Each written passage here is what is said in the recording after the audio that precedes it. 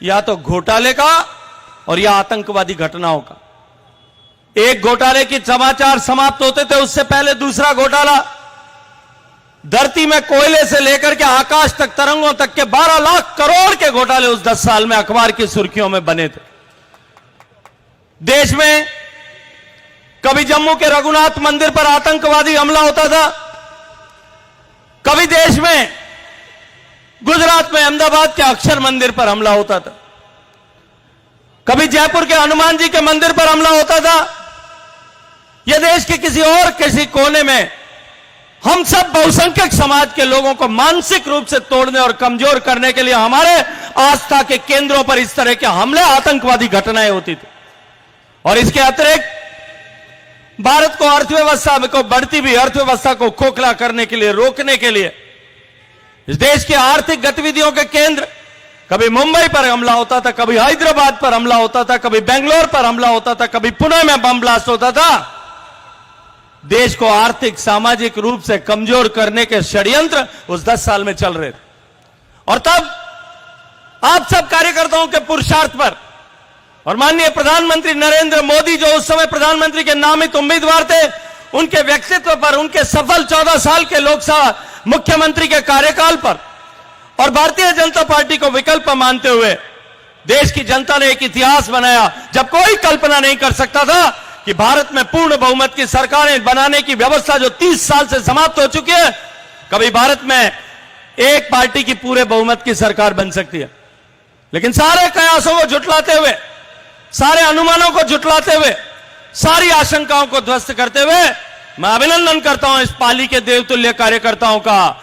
आप जैसे कार्यकर्ताओं ने जो भागीरथी परिश्रम किया, पुरुषार्थ की पराकाष्ठा की, एक प्रचंड बहुमत के साथ में हमने पाली जीता, हमने राजस्थान की 25 सीटें जीती और देश में जो नेतृत्व ने आंकड़ा तय किया था कि अब की बार 272 के पार, हम 2014 में 272 के पार गए। देश की सरकार इस संकल्प के साथ में माननीय प्रधानमंत्री जी के, मोदी जी के नेतृत्व में काम करना प्रारंभ कर रही थी कि हम गांव, गरीब, किसान, पीड़ित, वंचित, शोषित, दलित, महिला, इन सब के उत्थान के लिए, इन सब के कल्याण के लिए काम करेंगे।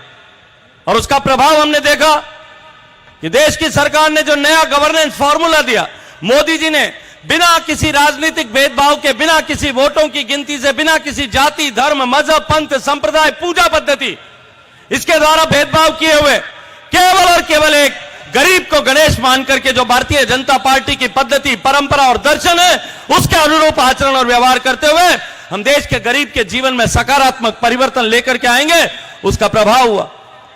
दूसरी तरफ देश की सीमाओं को सुरक्षित करना, भ्रष्टाचार के प्रति जीरो टॉलरेंस की नीति और उस भ्रष्टाचार को निर्मूल पूर्ण रूप से समाप्त करते हुए देश में ईमानदारी से 5 साल तक काम किया।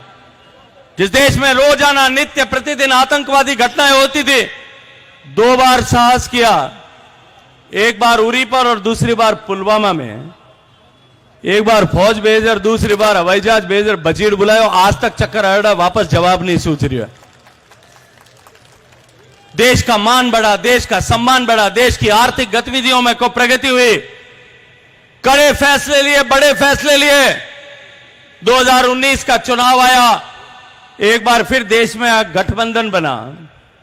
ये जो अभी घमंडिया गठबंधन बना, ये सारे तब भी इकट्ठे हुए, कई तरह के चीटाकशी करने की कोशिश की, मोदी जी के धवल चरित्र पर दाग लगाने की कोशिश की, चौकीदार चोर का नारा दिया। लेकिन देश की जनता ने भारतीय जनता पार्टी के काम पर विश्वास किया, नरेंद्र मोदी जी के हाथों में देश सुरक्षित है, इस पर विश्वास किया। और तत्कालीन अध्यक्ष, राष्ट्रीय अध्यक्ष अमित शाह जी ने एक नारा दिया, अब की बार 300 के पार। और मैं एक बार फिर अभिनंदन करता हूं पाली के कार्यकर्ताओं का, राजस्थान के कार्यकर्ताओं का, विशेष रूप से कि जब 2018 के चुनाव में हम सरकार से बाहर हो गए थे, कहीं हमारी कमी रही होगी, कहीं कसर रही होगी, कहीं हम विषय वस्तुओं को ठीक से नीचे नहीं ले जा पाए होंगे, छोटी छोटी चीजों में कहीं उलझ गए होंगे, एक छोटे से मतांतर से हम सरकार से बाहर हो गए थे। लेकिन 2019 का 3 महीने बाद में चुनाव आया, प्रचंड बहुमत के साथ में एक बार फिर हम पाली जीते, जोधपुर जीते, राजस्थान की 25 सीटें एक बार फिर जीते और 300 के पार 303 सीटें लोकसभा में माननीय मोदी जी के नेतृत्व में कमल खिला करके देश भर के कार्यकर्ताओं ने भेजी। और उसके बाद पिछले 5 साल में कोरोना की आपदा के समय जिस तरह का परिवर्तन हुआ, दुनिया ठहर गई थी, दुनिया रुक गई थी।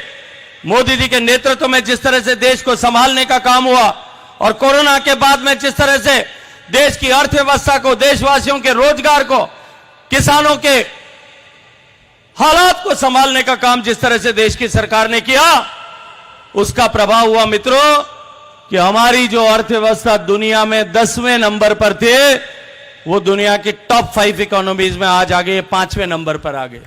जिस इंग्लैंड ने हमको 200 साल तक गुलाम बना करके रखा था, उस इंग्लैंड को पीछे पछाड़ करके आज हम दुनिया के 5वें नंबर की अर्थव्यवस्था बने। और मोदी जी ने नारा दिया तीसरे कार्यकाल में तीसरे नंबर की अर्थव्यवस्था बना करके खड़ा करें।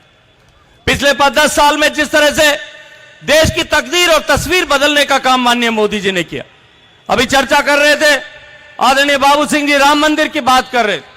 निश्चित ही राम मंदिर बनना बहुत बड़ी घटना है। इस इतिहास जब लिखा जाएगा देश का, तो यह पिछले 500 साल का देश के लोगों का सपना, जिस सपने को जीने के लिए आपके मेरे सबके पूर्वजों ने, परिजनों ने शायद अपनी पीढ़ियां खपा दी होगी, अपने सिर दे करके उस सपने को, उस भाव को जीवित रखा होगा। वो सपना पूरा हुआ, राम का मंदिर बना है। राम का मंदिर बनना निश्चित रूप से बड़ी घटना है, लेकिन उससे भी बड़ी घटना जो है मित्रों, मैं आपके सामने उसकी चर्चा करना चाहता हूं। भगवान राम का मंदिर बना देश में, अयोध्या जी में बना, लेकिन दुनिया में मिडिल ईस्ट में एक देश है अबू धाबी, मुस्लिम देश है। उस देश में भगवान की मूर्ति लगाना, फोटो लगाना भी अपराध है। किसी भी तरह की पूजा करना, अगरबत्ती करके किसी भगवान की पूजा करना अपराध है।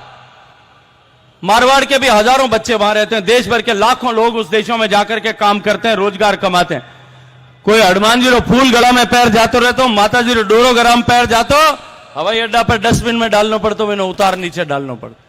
कोई अगर आई माता की फोटो लेकर के जाता था तो कपड़ों के अंदर तलेटी में, कपड़े में जो है वो समेट करके ले जाना पड़ता था और भगवान के दर्शन करके वापस कपड़े में छुपा करके अटैची में रखना पड़ता था, बाहर नहीं निकाल सकते, क्योंकि वहां कानूनन किसी भगवान की पूजा करना अपराध था। मित्रों, ये आपके 2 वोट की ताकत नरेंद्र मोदी जी को प्रधानमंत्री बनाया। उस अबू धाबी में दुनिया का सबसे बड़ा स्वामीनारायण भगवान का मंदिर आज बन गया है। ये आपकी ताकत। ये मित्रों, चुनाव में अब की बार का चुनाव जो मोदी जी का संकल्प है कि हम 2047 तक भारत को विकसित भारत बनाएंगे, उसकी आधारशिला रखने का चुनाव। 2014 का चुनाव देश में परिवर्तन की धारा का चुनाव था। 2019 का चुनाव देश में एक नए विश्वास के साथ लवरेज होकर के देश जिस तरह से आगे बढ़ा था, उस विश्वास के मत का प्रदर्शन था। अब की बार का चुनाव इस देश के को विकसित बनाने की नींव रखने का चुनाव है।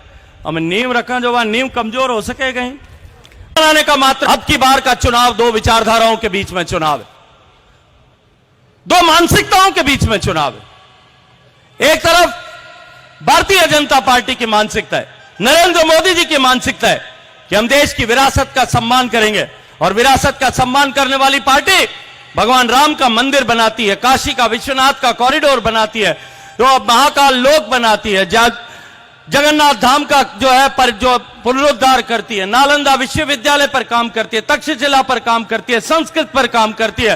भारत की संस्कृति के, सनातन संस्कृति के मान बिंदुओं का मान और सम्मान बढ़ाने का काम करती है।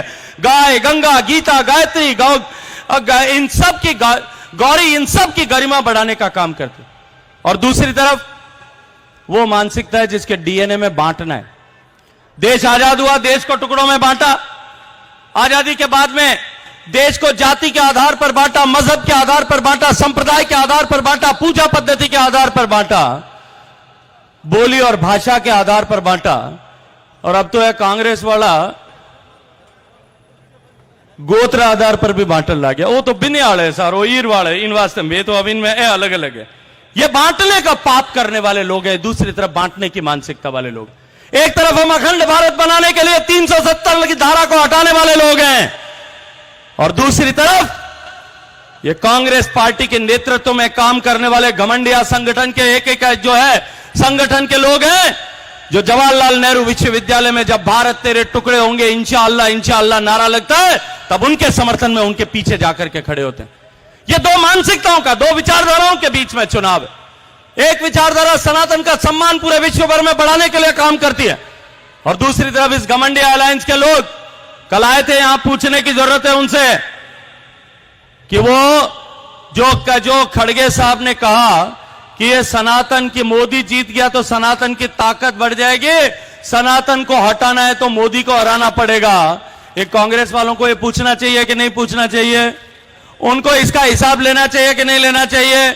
इनके इस अलायंस में तमिलनाडु की पार्टी, तमिलनाडु के मुख्यमंत्री का बेटा, स्टालिन का बेटा, ये कहता है कि ये सनातन तो जो है ये कोरोना के जैसा है, ये सनातन कैंसर के जैसा है, ये सनातन डेंगू के जैसा है, इस सनातन को जल्दी समाप्त होना चाहिए। मित्रों, आप सनातन को समाप्त होने दोगे क्या? आप सनातन को समाप्त करने का सपना देखने वालों को बर्दाश्त कर सकते हो क्या? जो सनातन को मिटाने की बात करता है उसका मुंह देखना भी पाप है। इसलिए मैं आप सबसे निवेदन करने आया हूं कि दो विचारधाराओं के बीच में जो चुनाव हो रहा है, एक देश की विचारधारा है और दूसरे देश को बांटने और तोड़ने वालों की विचारधारा है। एक देश का एकीकरण करने वालों की विचारधारा है, दूसरी देश के जीते हुए हिस्से को भी समझौतों में गंवाने वालों की विचारधारा है। मित्रों, मैं आपसे निवेदन करता हूं कि अब की बार 400 के पार ले जाने के लिए, अब की बार फिर एक बार मोदी जी की सरकार बनाने के लिए, अब की बार जो है 25 की 25 सीटें जिताने के लिए, और अब की बार पाली को 5 लाख के पार ले जाने के लिए आप सब लोग पूरी ताकत से जुटें, परिश्रम की पराकाष्ठा करें, अपनी नींद को छोड़ करके, भूख को छोड़ करके केवल और केवल एक संकल्प कि अब की बार सर्वत्र कमल खिलेगा, हर बूथ पर कमल खिलेगा, कोई भी बूथ कमल खिलने से बाकी नहीं रहेगा। इसके लिए हम सबको काम करने की आवश्यकता है। आप लोगों के आशीर्वाद से राजस्थान में भारतीय जनता पार्टी की सरकार बनी है, और जो हमने वादे किए थे उन सारे वादों पर हमारी सरकार खरी उतरी है। चाहे वो माफिया पर शिकंजा कसने की बात हो, चाहे वो गैस के दाम कम करने की बात हो, चाहे वो पेट्रोल के दाम कम करने की बात हो, जो निर्णय हमने, चाहे गेहूं के एमएसपी बढ़ाने की बात हो, जो वादा किया था वो वादा भारतीय जनता पार्टी की सरकार ने निभाया है। मोदी जी की गारंटी को पूरा करने का काम किया है। और मैं आज आप सबसे कहना चाहता हूं कि ये डबल इंजन की सरकार बनेगी, और अब की बार की डबल इंजन की सरकार जिसमें इस देश को विकसित होने की नींव रखी जाएगी, आधारशिला रखी जाएगी। ये देश में अब तक जो काम हुआ है, मैं आया था पोस्टर पढ़ रहा था, जो नहीं हुआ दशकों में वो हो सका है 10 साल में। पीपी चौधरी साहब का एक पोस्टर लगा हुआ था, जो दशकों में नहीं हुआ वो 10 साल में कर दिया। मित्रों, जो 10 साल में नहीं हो पाया उसका 10 गुना आने वाले 10 साल में होने वाला है। ये देश बदलने वाला है, देश की तकदीर बदलने वाली है, देश की तस्वीर बदलने वाली है, हमारे बच्चों का भविष्य बदलने वाला है, हमारी माताओं बहनों के लिए का जीवन बदलने वाला है। इस जीवन बदलने वाले यज्ञ में, राष्ट्र निर्माण के यज्ञ में आप अपनी आहुति करें। इस अपेक्षा के साथ में मैं आप सबका आह्वान करूंगा कि जो अपने आप को भारतीय जनता पार्टी के चुनाव चिन्ह कमल का दूत बनाना चाहते हैं वो अपना हाथ खड़ा करें, दोनों हाथ खड़े करके संकल्प की मुट्ठी बंद करें और पूरी ताकत से बोलें, भारत माता की, भारत माता की जय, जय श्री राम, जय जय श्री राम। बोलो सियावर रामचंद्र भगवान की।